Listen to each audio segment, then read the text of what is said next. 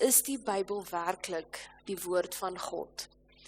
En wat vir my interessant is, wat my gelei het tot hierdie tema, is die hoeveelheid mense wat nie glo dat die Bybel werklik die woord van God is nie. Maar voordat ek bietjie meer daarin gaan ek vir ons lees uit 2 Timoteus 3 vers 14 tot vers 17. En ek lees dan graag vir julle uit die 2020 vertaling. Maar bly jy by dit wat jy geleer het en waarvan jy vas oortuig is, omdat jy weet by wie jy dit geleer het, en omdat jy van kleins af die heilige geskrifte ken, wat jou die wysheid kan gee tot verlossing deur die geloof in Jesus Christus. Elke skrifdeel is deur God geïnspireer en is nuttig vir onderrig, weerlegging, teregwysing en opvoeding om God se wil te gehoorsaam, sodat die mens wat aan God behoort bekwaam kan wees, ten volle toegerus vir elke goeie taak. Nou soos ek genoem het, daar is so baie mense daar buite wat nie werklik glo dat die Bybel van God geïnspireer is of deur God geskryf is of dat die Bybel net nie werklik die woord van God is nie. En toe ek nou met dit gesit en ek het bietjie gaan navorsing doen en ek is nie 100% seker oor hierdie statistieke nie, want hulle sê in Suid-Afrika in 2012 was daar 'n navorsing gedoen en hulle het vir 'n klomp mense gevra om in te skryf vir hierdie projek. En ek weet ek self was nie deel van dit gewees nie, so ek is nie seker hoe 100% en wie hulle almal gevra het nie, maar volgens hierdie statistieke het dit gewys dat daar 80.9% van Suid-Afrikaners hulle self as Christene beskou. En wat interessant was, hulle het toe hierdie navorsing verder gevat en hulle het vir hulle gaan vra van hierdie 80.9%, hoeveel van die mense glo dat die Bybel werklik die woord van God is.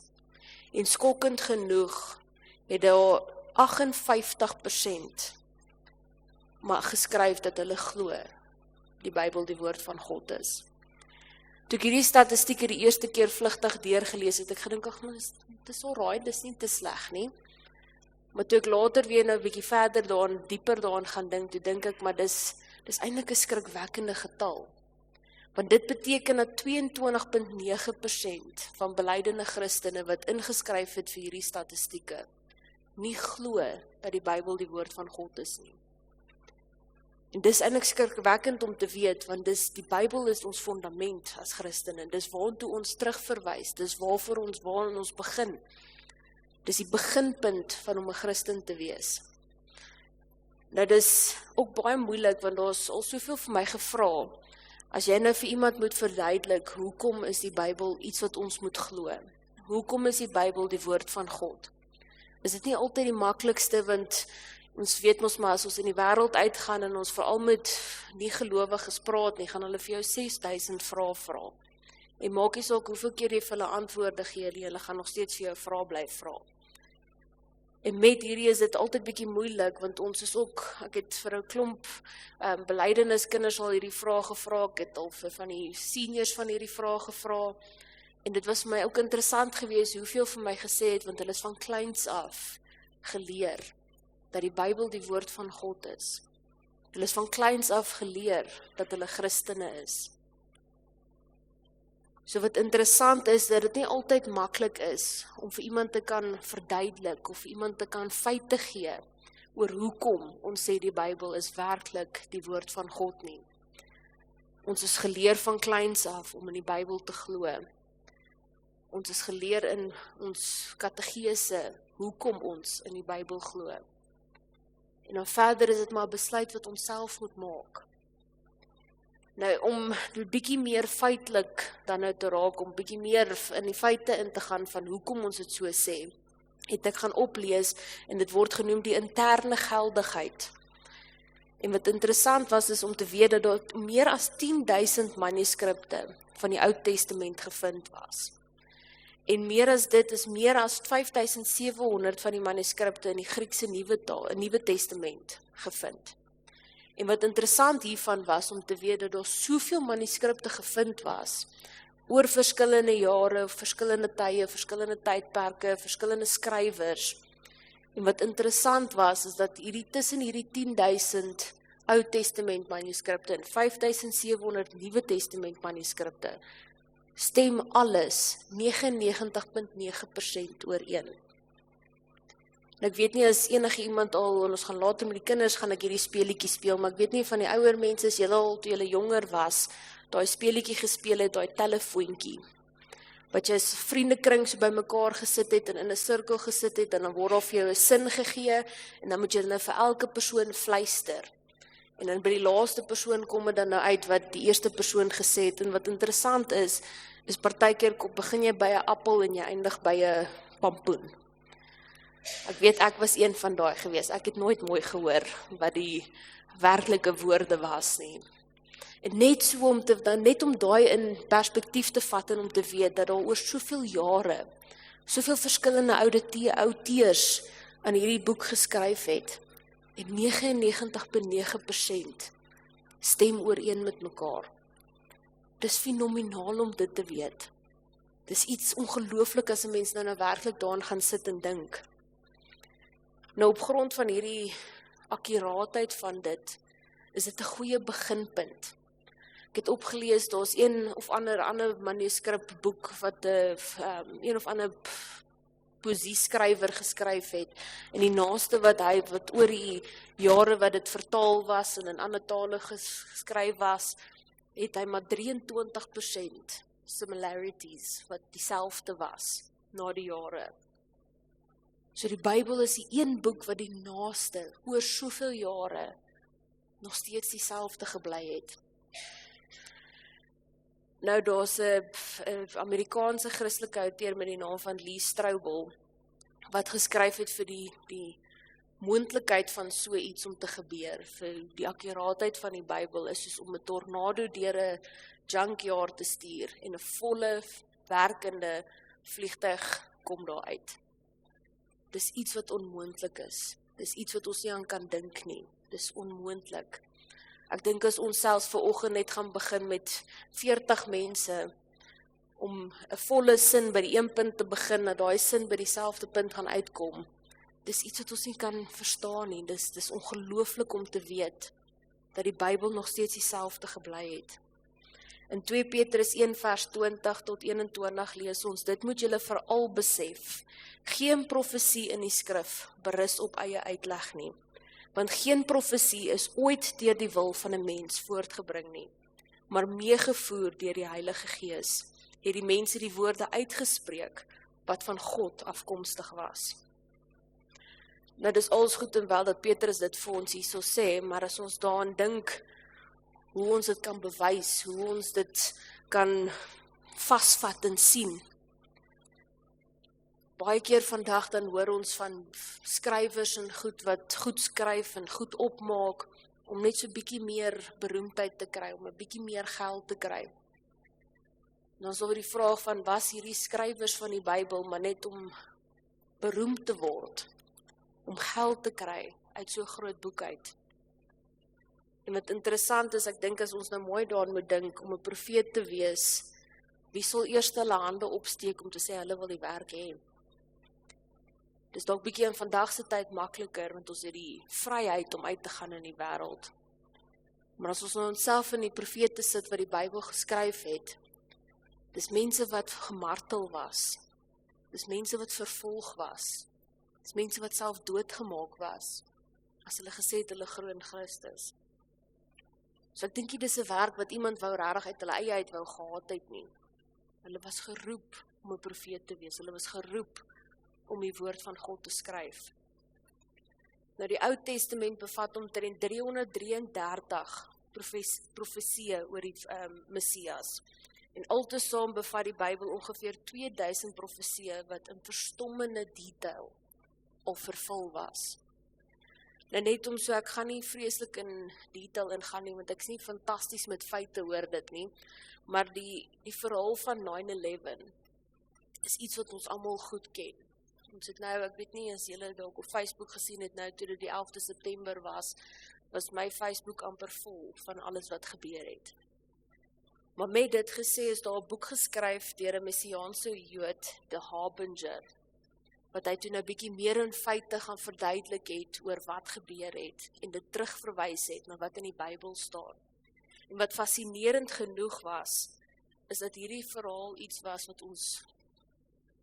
wat voorheen al in die Bybel gesien was.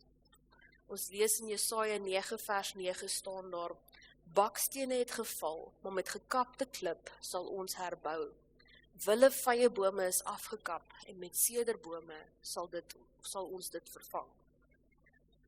Nou soos in Israel het die vyand die beskermingsmuur deurgebreek, hulle het ingekom en hulle het weer teruggegaan en hulle het weer teruggekom en weer afgebreek. En net so as ons daaraan dink, is dit wat gebeur het met 9/11 ook. En wat interessant was, ek het 'n klomp nuusberigte gaan lees en een wat my oog gevang het, is daar was 'n nuusberig gewees wat gevra het, maar waar is God? Hoekom is God nie teenwoordig in hierdie ongelooflike gebeurtenis nie? Hoekom sien ons nie vir God nie? En daar was soveel nuusberigte gewees wat hierdie vraag gevra het. En daar was toe nou een persoon wat op het gaan skryf het en gesê het, wel ons het hom uit ons skole, regering, media, kultuur en alle openbare lewe verwyder. So waar behoort God dan te wees? En dis iets wat ons in vandag se tyd ook sien. Ek het nou die dag 'n klomp skole gebel om te vra, doen julle nog skoolopeninge, kan ek 'n geleentheid kry? En wat was vir my verbasend geweest, dat amper 80% van die skole wat ek gebel het, gesê het, hulle doen glad nie meer. Die Bybel word nie gelees in die skool nie. Daar word nie gepraat oor geloof in die skool nie. Ons het hom so verwyder uit ons lewens uit, so dan vra ons die vraag, maar waar is God?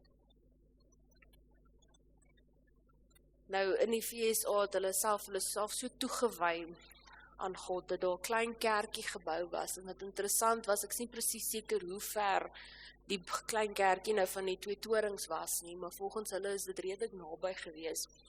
En na die vliegtye in die 2 geboue in vas is daar soveel skade gewees in daai omgewing, behalwe hierdie klein kerkie.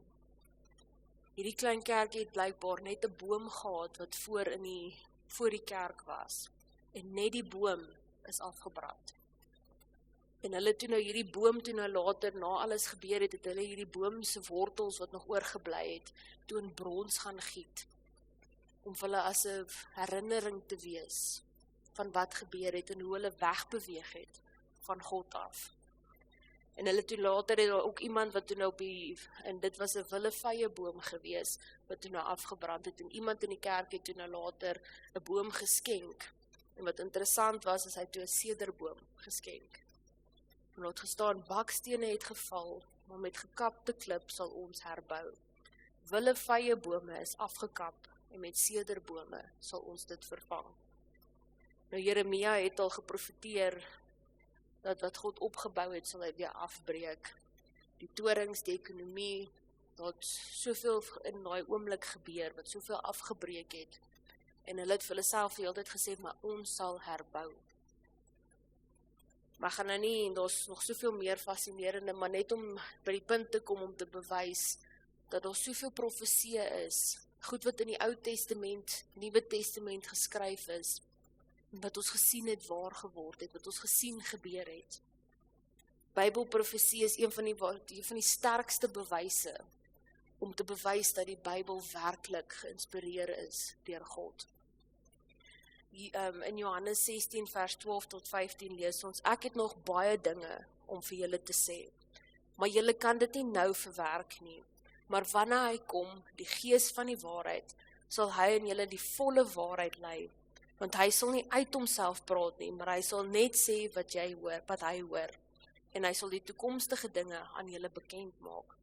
Hy sal my verheerlik, omdat hy dit wat hy vir my sal ontvang, aan julle bekend sal maak. Alles wat die Vader het, is ook myne. Daarom het ek gesê, want wat hy van my ontvang, sal hy ook aan julle bekend maak. Nou, 'n ander rede om ook te glo dat die Bybel deur God geïnspireer is sy buitengewone oorlewing. Die Bybel is een van die goed wat die langste oorleef. Ek het 'n onderwyser op skool gehad wat gesê het, hy glo in die Bybel so, as hy 'n Bybelvers lees en hy nie saam met dit stem, en dan skeer hy dit uit. En hy het op 'n stadium met hy eendag van sy Bybel skool toe gebring, en ek dink dit was 4 bladsye. in die Bybel oor gewees. En die interessante ding is dis hoe baie Christene lewe. Daar sekere verse of sekere boeke waar daar gereeld van gepraat word, gereeld gelees word, en ander wat ons heeltemal net uitlos. Maar die interessante ding is maak nie saak wat mens probeer doen nie.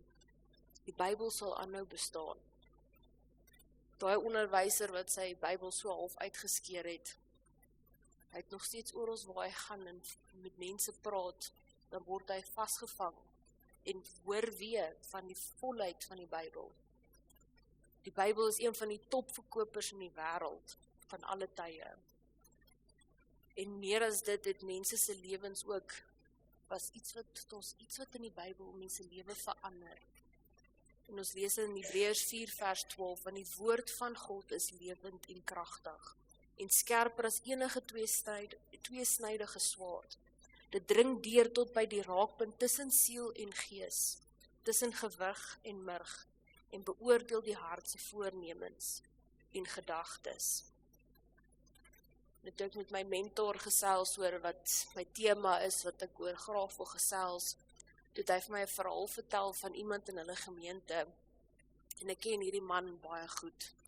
Hy is al vir soveel jaar in die kerk, maar sy agtergrond was gewees van hy het in 'n gesin groot geword, wat forceer was om kerk toe te gaan, kinderkerk moes gedoen het, kategese moes gaan doen het, moes elke aand van die week moes hulle kerk toe gegaan het, van die Bybel gehoor het, en hy het toe op 'n stadium op ouderdom gekom, wat hy gesê het, maar hy glo nie in God nie, hy glo nie in die Bybel nie.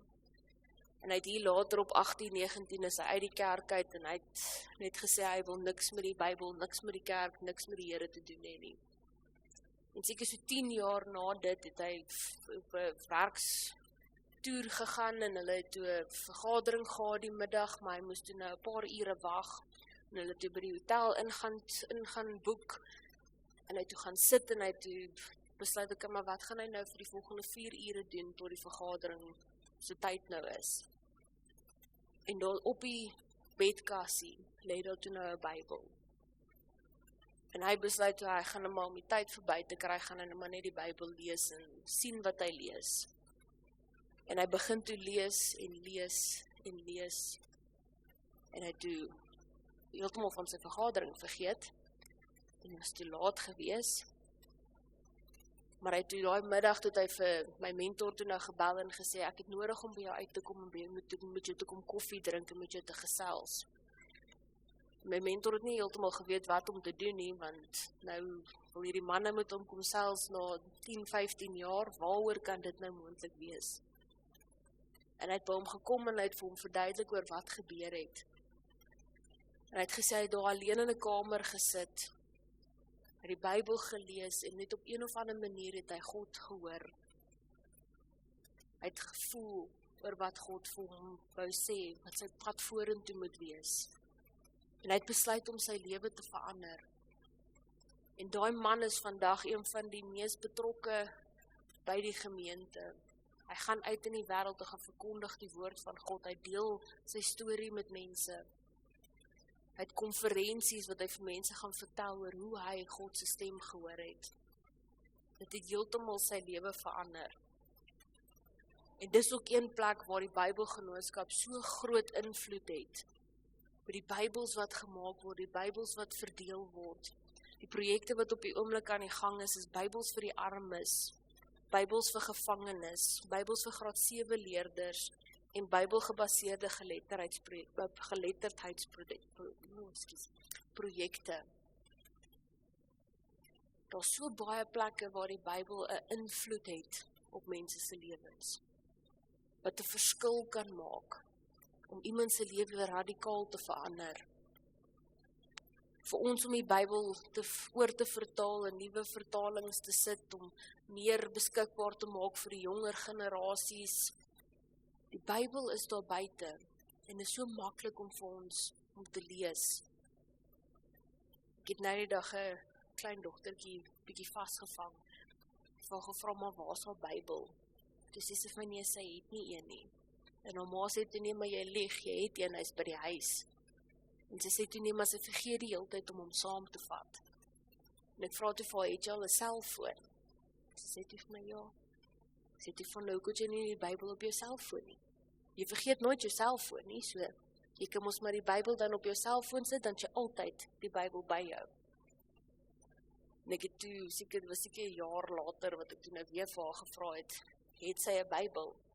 En sy het toe baie trots my haar foon gewys en gesê, kyk, hier is my Bybel. So die Bybel is iets wat elke persoon, elke dag by hulle kan hê. Ek het nou weer vanoggend van Pretoria af wat ek ook gesien wat vir my ongelooflik fantasties is, as jy hier op die hoofweg ry en jy hierdie advertensieborde langs die pad sien, wat Bybelverse op het. Ons bring God terug in ons lewens. Ons bring God terug in ons werksplekke. Ek en my pa was, ons het een van ons customers was hier in hierdie omgewing. En ons het toe gegaan en ons was toe nou 10:00 die oggend daar gewees en hulle sê toe vir ons, nee, ons moet net gou 'n bietjie wag. Hulle is net gou besig met Bybelstudie. Ek het nie geweet wat om te sê nie. Dit was vir my iets so fenomenaal gewees dat ons nou moes gewag het. Want hulle het Bybelstudie terug in hulle werk gebring. Om saam te bid, om saam Bybel te lees, om blootgestel te word aan God se woord, kan net een persoon se lewe dalk verander. 1 Korintiërs 1 vers 18 sê, die boodskap van die kruis is immers dwaasheid vir diegene wat verlore gaan. Maar vir ons wat verlos word, is dit die krag van God. Nou die Bybel is hoe ek God hoor praat. Nou ek het ongelukkig, ek het 'n vroutjie wat saam met my werk, nou nie by die Bybelgenootskap, ek werk vir my pa ook voltyds, en in ons kantoor het ek 'n vroutjie wat 'n hele paar jaar haar lewe spandeer het, hoe sy dit wou spandeer het, en gedoen het, hoe sy dit wou gedoen het, en sy het nou onlangs, het sy die Here gevind, en sy en haar man is toe nou besig, hulle het 'n kerk iewers gestig, en ons nou 'n klomp mense in die kerk, en ons 'n paar goed wat ek nie altyd heeltemal 100% mee saamstem nie, want sy glo vas, dat die Here met jou praat, dat jy sy stem fisies hoor, dat jy hom moet sien voor jou staan. En sy het toe die een oggend, toe kom sy by my, en sy vertel toe vir my, maar sy het nou gisteraand, het sy 'n visioen gehad van God. Sy het vir God gesien, en God het met haar direk kom praat.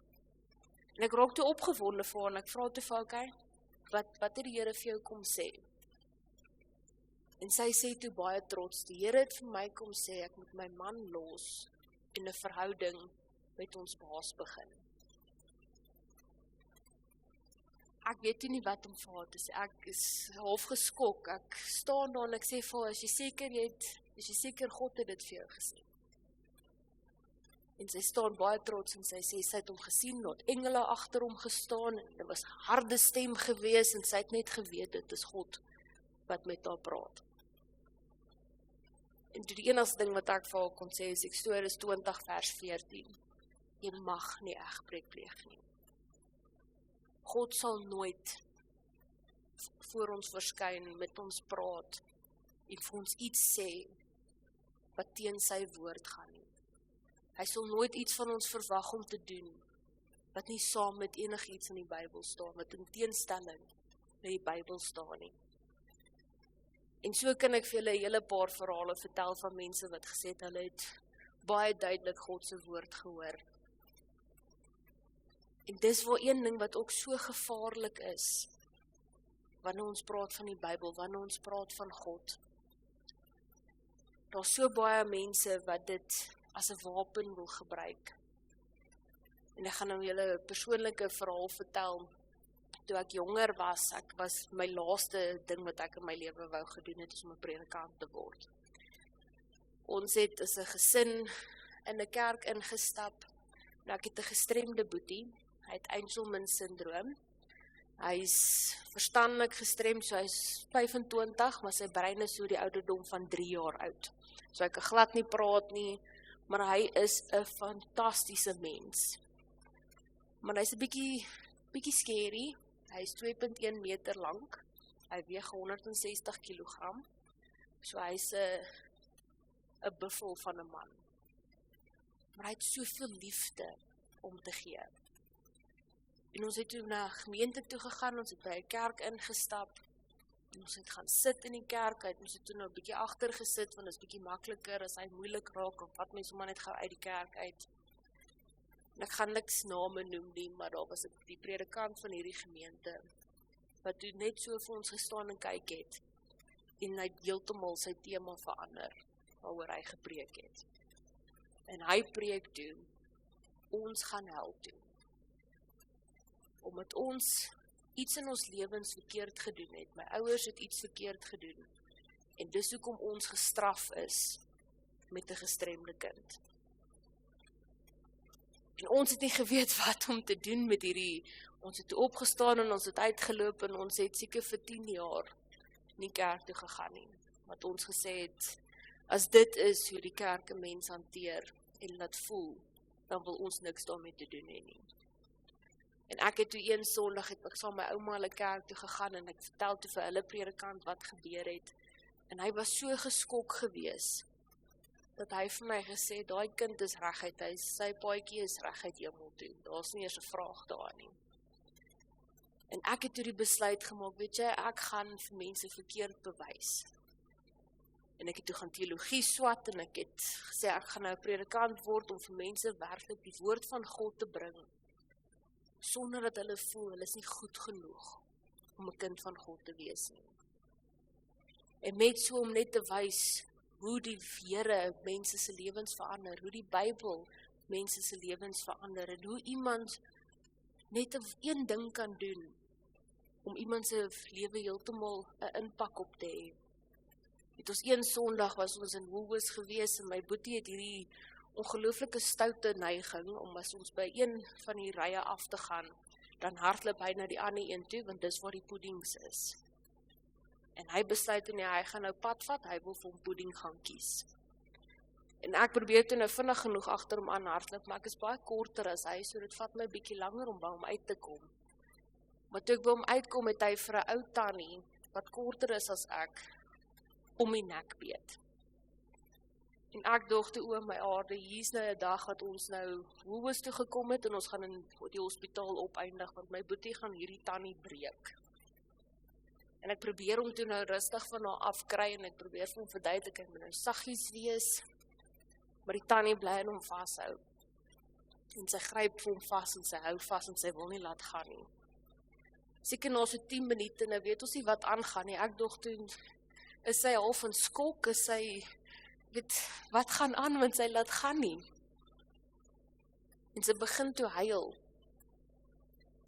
En na sy toe nou gekalmeer het, en ons my boetie van haar afgekry het, ek vra toe net, is Tannie alright, is enigiets gebreek, is alles alright. Toe sê sy net vir my, nee, alles is nie alright nie. Ek dog toe, hier gaan ons nou die polisie gebel word, iets is nou groot fout. En sy huil, en sy huil. En sy sê vir ons, jy verstaan nie, hoe het julle vandag my lewe gered nie. En sy begin toe vir ons haar verhaal vertel, dat haar man en haar kinders, 2 of 3 weke voorheen, was hulle in 'n karongeluk en hulle is oorlede.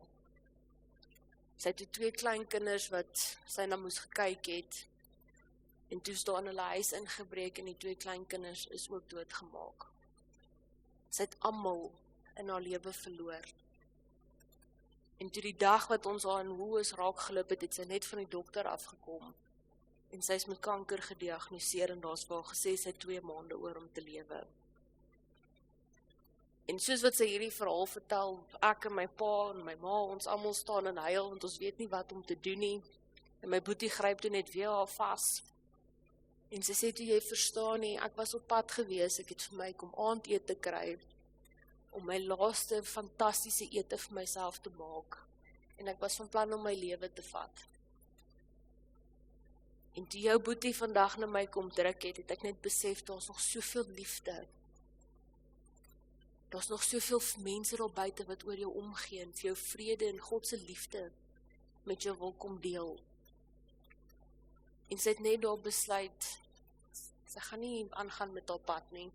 En ek gesels tot vandag toe nog met daai tannie. Ek gaan drink gereeld by haar koffie. wat sy net vir my vertel het, sy was nie 'n gelowige gewees nie. Maar toe my boetie net daai liefde met haar kom deel het sy begin besef, maar daar is iets anders daar buite. En net so kan ons so invloed hê op iemand se lewe, as dit nou 'n drukkie is, as dit vriendelikheid is, as dit om 'n Bybel vir iemand te gee, 'n Bybelversie vir iemand te gee. Ek het so 'n jaar terug het ek begin om kaartjies uit te druk met 'n sweetie op. En as ek by Checkers of enige plek is, of by 'n tolhek, dan gee ek altyd hierdie kaartjies met 'n lekkertjie uit.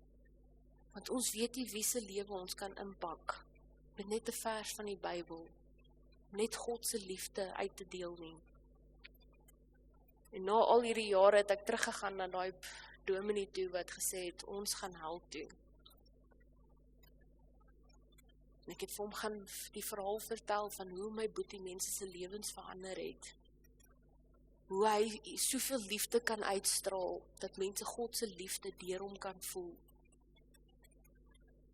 En vir hom gesê, ek weet nie na wat se hemel toe jy gaan nie, maar ons gaan na die hemel toe waar God is.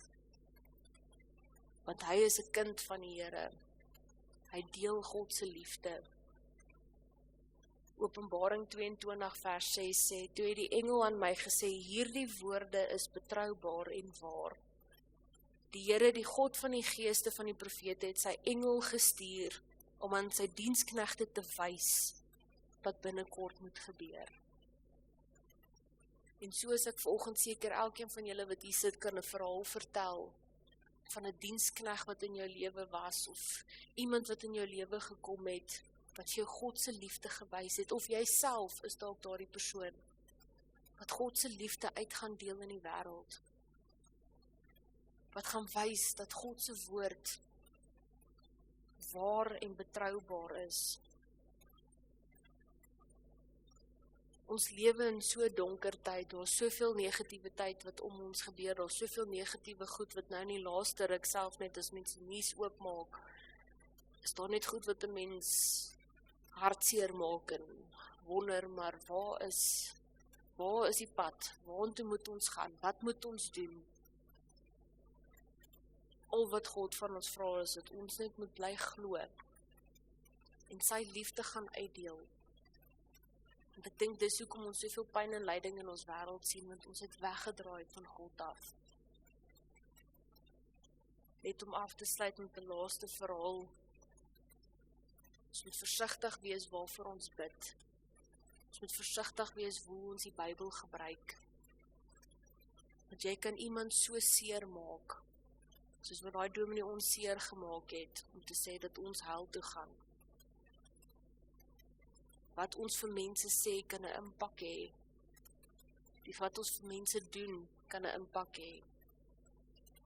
Ons moet uitgaan in die wêreld en net werklik God se liefde, sy vrede en sy vreugde gaan uitleef. En sy woord met mense gaan deel.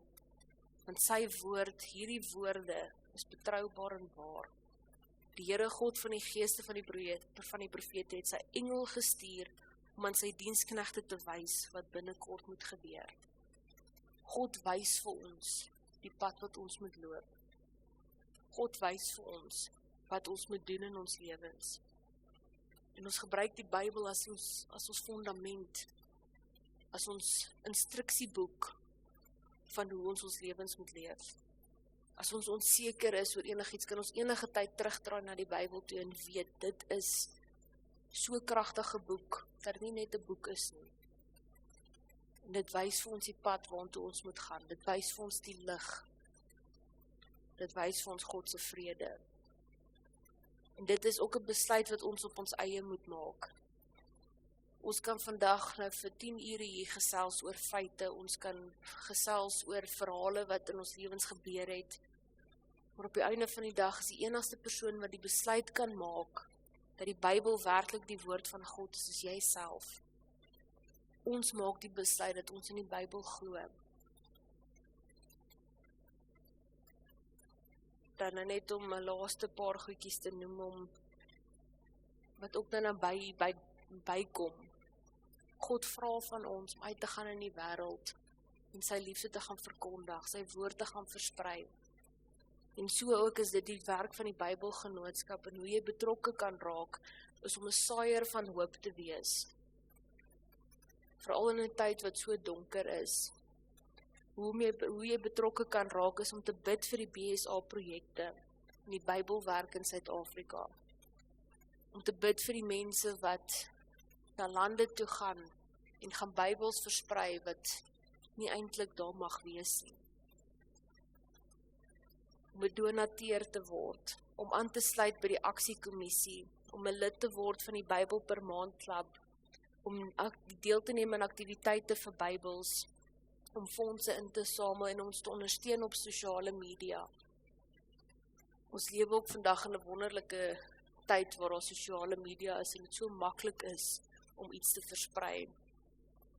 Dat ons net aanhou oral waar ons gaan, die woord van God te gaan versprei, die Bybels te gaan versprei. En net sy liefde aan almal te kan gaan verkondig, want almal is goed genoeg om 'n Christen te wees. Kom ons sit net so en dan sluit ons die oë.